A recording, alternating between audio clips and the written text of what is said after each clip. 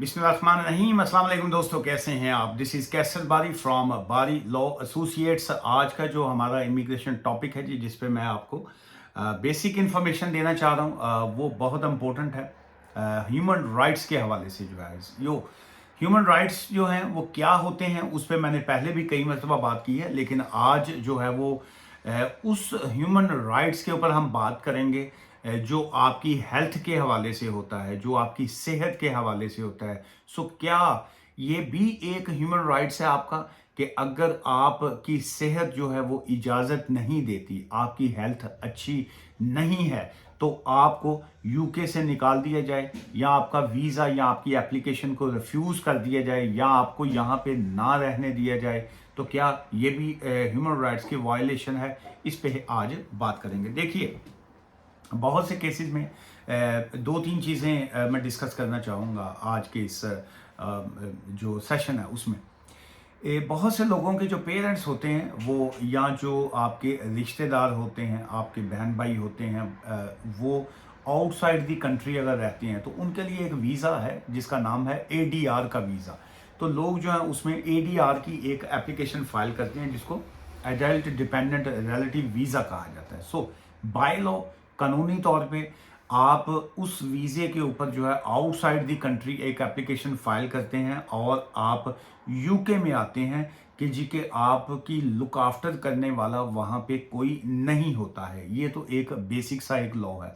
लेकिन क्या आपकी लुक आफ्टर करने वाला वहाँ पे कोई नहीं है अगर, तो आप यूके में आ गए विजिट वीज़ा के ऊपर, आपने विजिट वीज़ा के ऊपर आके यहाँ पे एक एप्लीकेशन फाइल कर दी कि जी कि मेरी तो वहाँ पे लुक आफ्टर करने वाला कोई नहीं है, तो मुझे जो है अब आप यहाँ पे रहने की इजाज़त दें। तो क्या ये आपका राइट बनता है? The answer is no, not at all, बिल्कुल नहीं बनता।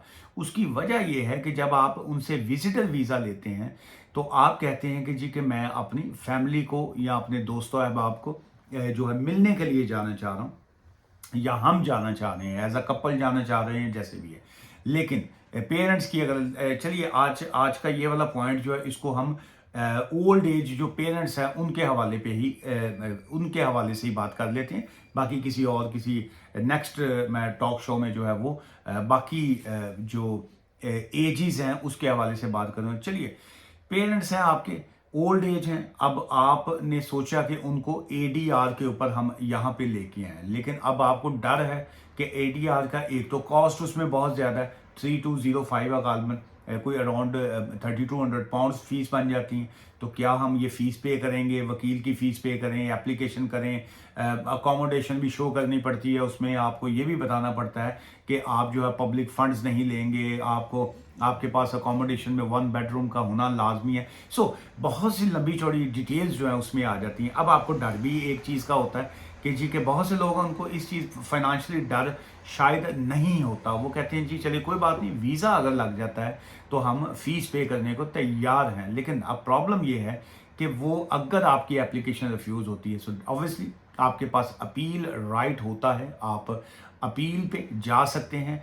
लेकिन बहुत से लोगों को खदशा ये होता है कि इसमें कॉस्ट भी आ गई, लेकिन अगर ये वीज़ा रिफ्यूज़ हो गया तो हम कहीं ये ना हो कि हमें दोबारा से विजिटर वीज़ा जो है वो ना मिले। तो क्यों ना हम विजिट पे आ जाएं और ये वाला एडीआर का जो है वो वहाँ जाके देखेंगे कि जी के यहाँ से हम फाइल करें। सो इस तरह की जो केसेस होते हैं उसमें मोस्टली जो है, मोस्टली नहीं, मैं कहूँगा कि ज़्यादातर जो है वो रिफ्यूज़ल ही आती है। उसकी वजह ये है कि एडीआर का वीज़ा बना ही आउटसाइड द कंट्री के लिए बना है, कि आप यूके के बाहर से ये वाली एप्लीकेशन फाइल करते हैं आउटसाइड द यूके, कि जी हमारी यहाँ पे लुक आफ्टर करने वाला कोई नहीं है, हम यहाँ पे आप हमारे बच्चे नहीं हैं, हमारे यहाँ पे मुलाजमों के सर पे हम नहीं पढ़ सकते हैं, मुझे मेडिकली तौर पे हम अच्छे नहीं हैं, मेडिसिन खाने में प्रॉब्लम है, उठने में, बैठने में, टॉयलेट जाने में, डेली केयर टेक्निकली उसमें आता है कि you need a daily care जो है। सो हमें डेली केयर की ज़रूरत है, लेकिन हमारी लुक आफ्टर करने वाला ही कोई नहीं है। सो इसलिए हम अपने बच्चों के पास यूके में जाना चाहते हैं, जो वहाँ पे वेल सेटल्ड हैं, उनके पास अकोमोडेशन है, उनके पास जॉब्स हैं, they are not taking a public benefits जो हैं वो बेनिफिट्स पे नहीं है, और they are not taking any kind of universal credit. So हमें आप अलाउ कीजिए ताकि हम वहाँ पे जाके रहें। सो अगर ये एप्लीकेशन एक्सेप्ट हो जाती है तो आपको डायरेक्ट ही वो 5 ईयर्स का वीज़ा जो है वो दे देते हैं। अच्छा, अब ये तो हो गया एडीआर का कॉन्सेप्ट। तो क्या आप एडीआर जो है उसको यूके में रहते हुए फाइल कर सकते हैं? Then the answer is no. उसकी वजह ये है कि वो कहते हैं ये एप्लीकेशन बनी ही आउटसाइड द यूके के लिए बनी है, तो आप आउटसाइड द कंट्री से ये वाली एप्लीकेशन फाइल कीजिए। अच्छा, अब इसमें थोड़ा सा डिफरेंट जो है सिनेरियो आ जाता है। सो अगर एक पेरेंट्स जो हैं वो यूके में आए और वो यहाँ पे ऑब्वियसली हॉलीडे पे आए हैं, फैमिली को मिलने आए हैं, लेकिन अब उनकी हेल्थ जो है वो उसमें अचानक कोई जो है सडनली कोई सीरियस इश्यूज आ गए। सीरियस की हम बात कर रहे हैं, अब ये नहीं कि जी वो उनको फ्लू हो गया या उनको बुखार आ गया या ब्लड प्रेशर हाई हो गया या उनको अचानक जो है वो शुगर निकल आई या कोई ऐसी कोई चीज़ ऐसा हो गया, ऐसा इंसिडेंट कि वो कह रहे हैं जी कि हम जो है ये हमारी कंडीशन है। ये बात नहीं हो रही। इसमें लॉ में क्या उन्होंने वर्ड यूज़ किया है, उन्होंने कहा है कि application for leave to remain और ILR और इंडेफिनिट लीव टू रिमेन की बात हो रही है, ILR on a medical ground जो है, मेडिकल ग्राउंड के ऊपर बात हो रही है। इसमें क्या है जी कि the immigration rules also allow claimant to apply for a leave to remain based on article 3 medical grounds जो है। ये आर्टिकल 3 की एक एप्लीकेशन होती है मेडिकल ग्राउंड्स के ऊपर, जिसको आप यूके के अंदर से फाइल कर सकते हैं while you are inside the UK. लेकिन इसमें जो सीरियसनेस है, ये सीरियसनेस का एलिमेंट क्या है वो देखिए, वो ये है to make a successful application जो है आर्टिकल 3 के अंदर जो आएगी application on a medical grounds जो है, you must be able to prove, you must be कि जो आपकी एप्लीकेशन है आप ही ने प्रूव करनी है कि, और मस्ट का वर्ड उन्होंने यूज किया है, that there is a real risk of being exposed to a serious जो है। रियल रिस्क कहाँ पे आ जाता है? रियल रिस्क ये है कि एक शख्स जो है उसको हार्ट अटैक आ गया अचानक, उसको इस तरह की हार्ट का इशू आया है कि जी कि अब वो ऑब्वियसली उसकी सर्वाइवल जो है वो मतलब वो दोबारा भी आ सकता है। सो इसमें जो है ये नंबर एक तो हार्ट के पेशेंट जो हैं वो ऑब्वियसली जब वो ट्रैवल करते हैं सो ऑक्सीजन का इश्यूज आ जाते हैं, सो और बहुत किस्म के इश्यूज आ जाते हैं, या किसी का सीरियस एक्सीडेंट हो गया है सो उसके बाद जो है वो उनकी लुक आफ्टर करने वाला बैक होम में कोई नहीं होगा जब वो जाएंगे। सो इसमें ये जैसे मैंने पहले अर्ज की कि जी कि ये बेसिक कोई बीमारी है अगर, तो वो नहीं आएगा। अगर कोई हल्का फुल्का एक्सीडेंट हो गया, बाजू में चोट लग गई, टांग में चोट लग गई, वो रिकवरी उसकी हो जाती है कुछ महीने बाद। मुमकिन है आप इस तरह की एप्लीकेशन फाइल करें, वो आपको टेम्परेरी तौर पे थोड़ा सा वो आपका स्टे बढ़ा दें, या वो आपका विजिटर वीज़ा है अगर तो उसके इसमें वो कहें आप एक्सटेंशन ले लें, लेकिन वो आपको जो है इधर लीव की तरफ जो है वो यहाँ पे रहने की तरफ जो है, लीव टू रिमेन की तरफ जो है वो हो सकता है वो आपको ना लेके जाए। लेकिन क्या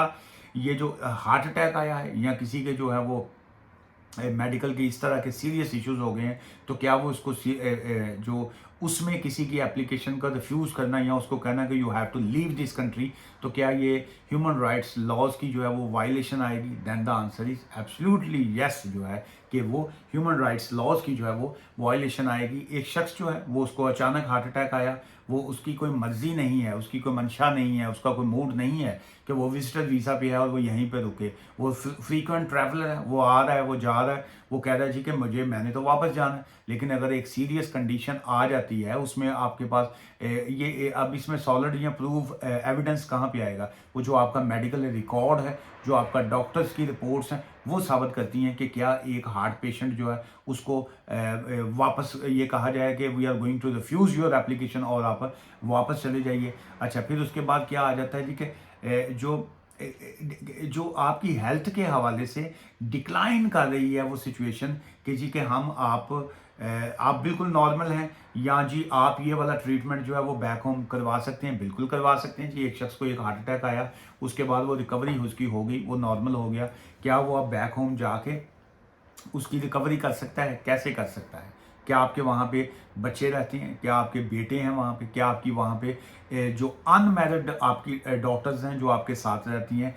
क्या आपके ब्रदर फैमिली सिस्टर ऐसी हैं, ये अब यहाँ ये वाला पॉइंट जो है वो आपका फैमिली रजिस्ट्रेशन सर्टिफिकेट जो है FRC वो प्रूव कर सकता है कि क्या आपका वहाँ पे कोई और है, ज्वाइंट फैमिली है। लेकिन अगर आपकी फैमिली है ही नहीं वहाँ पे कोई, अगर आपके डॉटर है या कोई बंदा है, वो ऑब्वियसली वो हमारे एशियन कल्चर में जो है वो बेटियां जो होती हैं वो अपने इन लॉज की होती हैं, वो अपने खामन के घरों में रहती हैं, वो डेली आके अपनी माँ या बाप की लुक आफ्टर नहीं कर सकते हैं, या वो इस तरह उनके अपने घर ख़राब होने का डर होता है। लेकिन ये चीज़ें जो हैं ये आपको बतानी पड़ती हैं, कन्विंस करना पड़ता है कि ये ऐसी चीज़ें हैं क्या। अच्छा, फिर उसके बाद आ जाता है ये रिजल्टिंग इन इंटेंस सफरिंग और सिग्निफिकेंट जिसको कहेंगे रिडक्शन इन अ लाइफ जो है as a result of the absence of to the access to the suitable treatment if you can not stay in the UK. जो है आपका UK में treatment हो गया या आप यूके में ट्रीटमेंट करवा रहे हैं, सो ये दैट्स द थिंग्स जो है वो आपने होम ऑफिस को आपने बतानी है। अच्छा, अब क्या यही जो एप्लीकेशन है क्या हम ADR यहाँ से भी अप्लाई कर सकते हैं? उसमें ADR का चूंकि कानून में उन्होंने आउटसाइड दी एप्लीकेशन का कहा गया है, लेकिन आपको ILR के लिए वो कहते हैं आप यहाँ से भी अप्लाई कर सकते हैं। जब हम ADR outside the country apply करते हैं तो उसमें 3200 समथिंग जो है वो फीस आ जाती है। जब हम ILR यहाँ से अप्लाई करते हैं तो फिर उसमें 2400 वो फीस मांग लेते हैं कि जी आप ये है। उसमें नो प्रॉब्लम। लेकिन क्या आपकी यही एप्लीकेशन आप on the basis of human rights जो है वो फाइल कर सकते हैं? मैं उसमें ये समझता हूँ कि अगर किसी शख्स की ऐसी कंडीशन है तो फिर वो अगर उनके पास एविडेंस है और इस तरह की सिचुएशन हो, so then they must go for जो ह्यूमन राइट्स एप्लीकेशन जो FLR जिसको कहेंगे on the basis of article 3 जो है। उसमें अगर वो आपकी एप्लीकेशन को एंटरटेन नहीं करते हैं, so obviously that's the violation of a human rights law जो है। इसमें होम ऑफिस का ये बनता है कि जी के आप एप्लीकेशन को कंसिडर करना बनता है। इन केस अगर वो उसमें रिफ्यूज़ल आती है, if the human rights application refuse जो है, अगर आप आउटसाइड द कंट्री अगर आपकी इस तरह की एप्लीकेशन थी तो then you have a 28 days जो है, देन आप जो है वो अपील पे जो है वो जा सकते हैं। इमिग्रेशन एंड असाइलम चेंबर जो जिसको कहते हैं, या फर्स्ट राइट ट्राइब्यूनल अपील का कहा जाता है, वहाँ जा सकते हैं। अगर यही आपकी एप्लीकेशन जो है हैज़ बीन रिफ्यूज्ड जो है इनसाइड द कंट्री, यूके के अंदर रहते हुए रिफ्यूज़ हुई है, so then you have a 14 working days जो है जी 14 दिन के अंदर अंदर जो है आप उसकी अपील जो है वो कर सकते हैं। ऑब्वियसली अपील जो है अगर वो अपील से पहले अगर आपको एडमिन रिव्यू का राइट देते हैं जिसको AR कहा जाता है, सो दैट्स गुड इनफ कि आप उस पर AR पे जाइए। लेकिन अगर रिफ्यूज़ल है तो वो अपील के ऊपर जा सकते हैं। बट आई थिंक मेरा पर्सनल इसमें ओपिनियन ये है कि जो ये ह्यूमन राइट्स की डिफरेंट जितनी भी एप्लीकेशंस होती हैं, जैसे right to private family life है, आर्टिकल 8 की एप्लीकेशंस हैं, या जो बाकी आपके ह्यूमन राइट्स आ जाते हैं आपकी वाइफ की बेस के ऊपर, आपके बच्चों की बेस के ऊपर, वो हर एक ह्यूमन राइट्स की एक डिफरेंट क्लॉजेस आ जाती हैं। बट ये जो human rights on the basis of जो मेडिकल ग्राउंड है, जो इलनेस की बेस पे आएगा, इसमें सीरियस इलनेस आती है। ये जो इस तरह के इश्यूज होते हैं, specially in case of heart attack जो है, या अगर या मेडिकली तौर पे अगर जो आपका GP है या आपका जो डॉक्टर है या आपका जो हॉस्पिटल है वो अगर डिक्लेयर कर देते हैं कि जी आपकी मेडिकल कंडीशन ऐसी है, तो उसमें जो है वो इस तरह की जो चीज़ें हैं अगर उसमें इनकारी हो, so that's the violation of human rights law जो है। आज की इस वीडियो से मुझे इजाज़त दीजिए, और क्लोजिंग से पहले मैं ये आपको बताता जाऊँ, it's not a legal advice. यहाँ पे जो मैंने बातें कही हैं it's not a legal advice. यहाँ पे मैंने आपको जनरल इन्फॉर्मेशन दी है, मैंने आर्टिकल 3 को एक्सप्लेन किया है, ह्यूमन राइट्स को एक्सप्लेन किया है। और मुझसे मिलना चाहें तो बारी लॉ एसोसिएट, मैं ब्रैडफर्ड में होता हूँ जी। अदरवाइज जो आप फ़ोन कंसल्टेशन जो है वो भी हमसे ले सकते हैं जी। दुआ में याद रखिएगा। Take care, thank you, bye for now.